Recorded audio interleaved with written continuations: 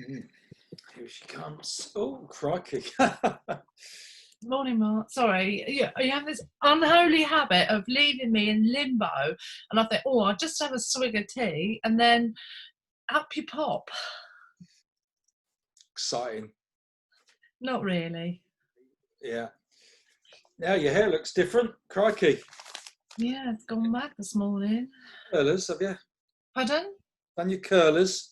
Used the No, I've got one of those wands, and I just curled it a little bit, and it's stayed in for some reason. Don't know why. off the press. Yeah, good. Nice. Okay, episode 99, Tuesday the 30th of June. Is it Next, the 30th of June already? Blimey. shocking it. Next Yeah. to last one.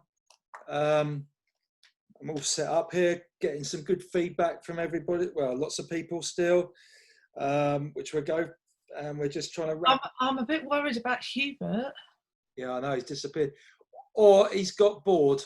Maybe he's probably. I had visions of him sitting there saying to his wife Yvonne in Canada, 96 episodes. I can't face any more of those two. I've stuck with it. Or he's got other jobs to do. Yeah. I must admit, sometimes when I've got loads of jobs, I'm thinking, why am I doing this? Well, it's quite a commitment to listen regularly to these things. You know, it Oh gosh, yeah. doesn't matter how exciting and good looking you are. You know, not everyone will have time. Are you referring to yourself? Yeah. Anyway, we've got the music from yesterday, which was the Beatles. I'm not very well organised here, Dawn. It was Obladi Oblada by the Beatles. The link being with the Frankie Goes to Hollywood, especially Holly Johnson, the lead singer, all from Liverpool, of course. Right. So the link was Liverpool. Yeah, and Barry Royden got it, didn't he? Yes, he did. And he's our overall leader at 14.5. Tony Fulbrook with 13, and Steve Fury from 12 with 12. So there's 2.5 points between them. So I'm going to play 3 clips of music throughout the episode today, because at least it gives Steve an outside chance of winning. It all goes to the wire for 3 of them, okay? Okay. But anyone else can chip in. Feel free to mess it up for those 3. Barry's obviously the hot favourite with a 1.5 point lead. I should imagine Tony Fulbrook's booked a day off work for holiday to focus on this. Cancelled all his exercise and everything else. So yeah, I think you're overcooking it now. Let's just get on with the music. The first one, anyway. Here's the first bit of music, if I can find it. Right. I can edit it. Here we go. There we go. That's better. That's what I wanted to do. That's all right then. Remind me in a minute. We'll come back to the second bit of music for him. Okay. Right. Okay. Good. I don't know why I'm going to be your memory. Well, yeah, I forget things. Steve Fury. Now, I think this was a really good point by Steve. You know, we were talking about a bit disillusioned about the number of idiots around the country, etc. And I don't think I was disillusioned. I was just surprised that they seem to be more idiots than normal people. I think that's what that was what I was trying to get across. How they're acting how they're acting in the coronavirus lockdown. Well, Steve made the point, and I think this is a slight interpretation by me, but I think this is what he was meaning, is that a lot of focus is on the idiots. And so despite the fact the vast majority of people are very, very sensible, it's the idiots that get the publicity, and therefore it gives a warped, sort of a skewed view of life for us, you know, observing. You know what I mean? It's a bit like what he was saying in one of the episodes. You can get sidetracked if you get 99 people like you and you get one letter of complaint, then you focus on that one letter of complaint. It's that sort of that's because you've got to do something about it, because that one letter of complaint deserves a reply, doesn't it, really, in some respects. But I agree with it. I agree with Steve, and I agree with you that the news is just focusing on the idiots and not necessarily, I mean, it could be that we're a bit boring and not newsworthy, really, isn't it? It could be, I don't know, really. Yeah, yeah. It's quite sad that that's how the news is portrayed. It's just all bad and doom and gloom. Matt Weller, he was a bit like me, very impressed with the nation as a whole, how we dealt with lockdown in the early stages. No moaning, people were quite chilled, very patient. But now he sees agitation coming back with the removal of supermarket systems, for queuing and things like that. And he suspects it might go pear-shaped. He actually sent me a little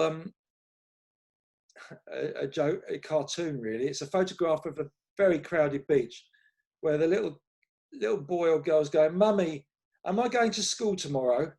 And it's a little boy. "No, son, it's not safe." And this is amongst the. I can only show it to you there, little bubbles there.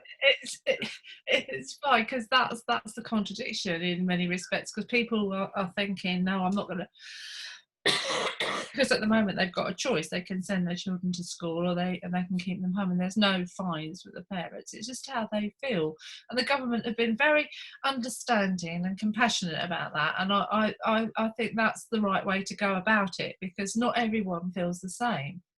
Yeah. I do wonder then, if you take your children to the beach because they're not at school, what are you thinking? Mm. Yeah, I think the dilemma was summed up just listening a few moments ago on the telly. They're keeping Leicester closed because there's a bit of an outbreak there of coronavirus, and people can either take the attitude, it's my right to be able to go to the pub or whatever this weekend.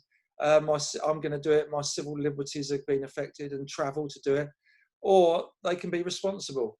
And some people are not going to be responsible, and a lot of people are. But there you go. Well, I sort of think that quite a lot of pubs have been serving beer, that they've found a way of keeping going somehow. And if you've been for a walk, you come across a pub, and you can go and get your pint of beer. But don't you think it's sad that the whole nation is revolving around alcohol? And what does that mean? Weird. It's not the whole nation. Yes, it is. It's like quite a lot of the youngsters, they can't live without alcohol, and that goes on to later on as well. I think it's the same though. If I tell you not to scratch your nose, you'll be desperate to scratch your nose, isn't it? Or scratch. No, I won't. Anyway, Angie Crush, she was really pleased at being compared to looking like Wonder Woman, because she's always wanted to be Wonder Woman since she was a girl. She's been looking for a fancy dress party to go to. Well, you can dress like that at park runs or whatever when they come back. You don't have to wait for a party, or just dress up like it. Some people do, don't they? Some people do. Yeah. Don't we call them crazy? Yeah. Yeah, there's a bloke used to walk through Pembury dressed a bit strange. There used to be a guy in Tunbridge, I remember when I was a lot younger, I think, and he used to dress up as Superman and run around in tights and a cape, etc. Yeah. And we were wondering. Tunbridge was a Batman, goes around on a skateboard. He was in the. We were wondering what planet he was on, and you can't live in fantasy. You have to live in the real world, don't you? I'm just saying. No disrespect to Angie. Fancy dress, I agree, but I don't think she's going to dress up as Superwoman or Wonder Woman in the park run. I don't think she's going to do that. No. She had been to a dinner party where some people that they'd never met before commented that her husband, Anthony, or Ant, was punching, basically punching above his weight with being married to. That's what we were talking about yesterday. I don't get it. What's it got to do with anyone else? What do you mean you don't get it? She's a very attractive and. No, I mean, why are they? I mean, why are these people saying this? Because what has it got to do with them? No, you wouldn't really say. Oh, poor old Ant. I don't know how he felt. Anyway, he had his hair cut yesterday.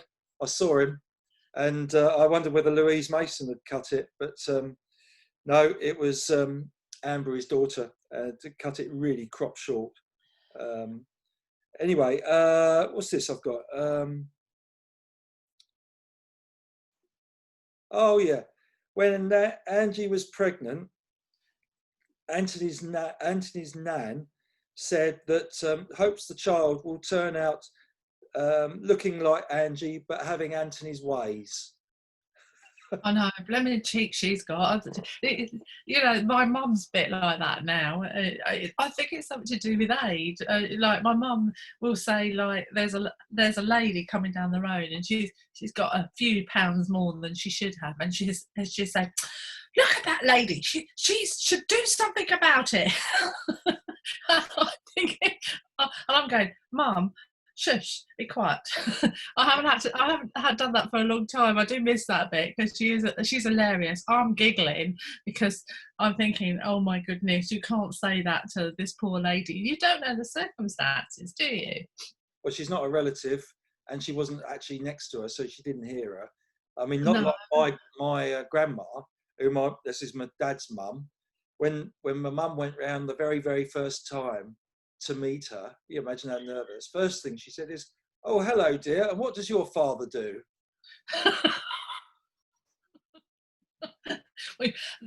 Don't forget, in those days, it was very much sort of like prim and proper, and you did ask these sort of questions. You don't now, but I mean, you did then, didn't you? Yeah. She's always remembered it. Holds a grudge, my mum, sometimes. You only got to say something once and it'd be with her the rest of her life. But there you go. Yeah. Anyway, Grazia, much more positive now than when lockdown started, which is good to hear. She said she saw a pub serving beer, you were talking about it, at the weekend, and everyone was queuing very sensibly, not being silly. So that was good. I think, you know, if everybody wants to get back to norm, you've got to do it in a orderly manner. And once you've done it in an orderly manner and you get used to it, you can pick and choose the things that you want to do and how safe you feel. And so therefore you've been given choices. And I think that's a sensible approach, because I do think it is how you feel. And if you don't want to sort of like socialise for whatever reasons, then that's fine as well, isn't it? Right, yeah. Second piece of music then. Here we go. A piece of music, here we go.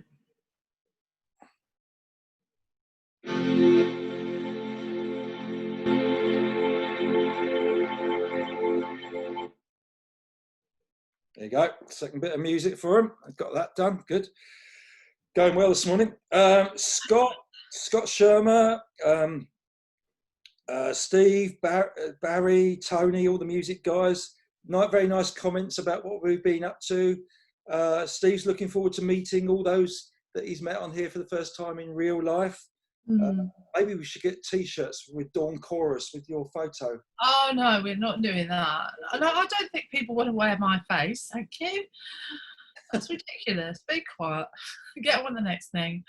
Idea, isn't it? Yeah. No, it's a ridiculous idea. It's horrible. Go on. So I think I just wanted to review what we got out of this. One thing I think everyone listening and commenting, or especially those commenting, giving feedback, should take great credit for. There haven't been any nasty comments, have there, at all? There's been disagreements, but no arguments, which I think is a good life lesson. You know, disagreements without arguments. But I think healthy debate is about sort of like putting your point of view and listening to somebody else's point of view, not because you want to change your mind, but because that gives you a different perspective, and it gives you a balanced view of how to sort of like perhaps approach a problem that you have or something, rather than just scream and shout at each other, which seems to be the norm in general. And I just think that's not going to get you anywhere, is it, really? So why'd you do it? What, scream and shout at you? Oh, because you're a bit annoying. We've had a bit of humour. You've been giggling quite a lot each evening at people's comments and feedback, haven't you? Yeah. Cheered you up. I think it just keeps you in touch with the world, and it means that you're not alone. And I do think sometimes in the evening, especially, you could feel probably isolated. So it is quite nice to sort of like have a bit of normality. Yeah. people have been very honest. Some have gone a bit further than others. Thanks, Grazia, for all her comments and feedback over the last few months now, isn't it? Yeah. But I seriously think that, you know, you make friends. This is the way you make friends, because you've got people with like mind. You know, you're having a debate or little comments, etc., and you're not taking any offence at all. It's just, and I honestly think that I feel as if I know everybody so much better now. Yeah, yeah.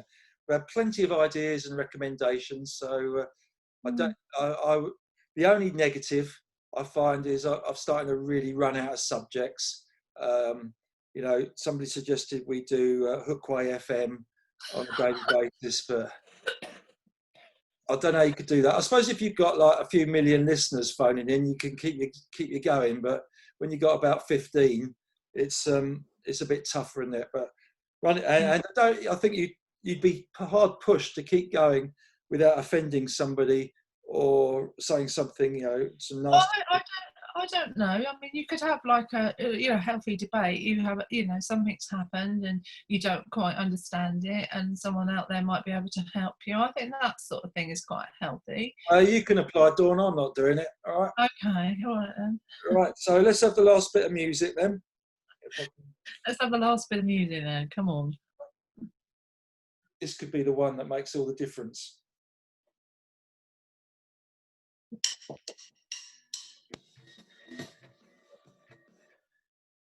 I didn't get any. I only got the first 2 drum beats. As soon as that started in, it kicked out. Try again.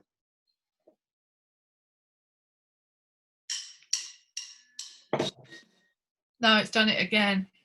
All right. I might play that separately. Yeah. Is there a link today? Is there a link today? Oh, there is a link. Yeah, they all link. Okay. I just wanted to make that clear so that everybody didn't get confused or anything like that, thinking there were 3 links or something. We need the link, the artist, and the song. I'll play that again just quickly.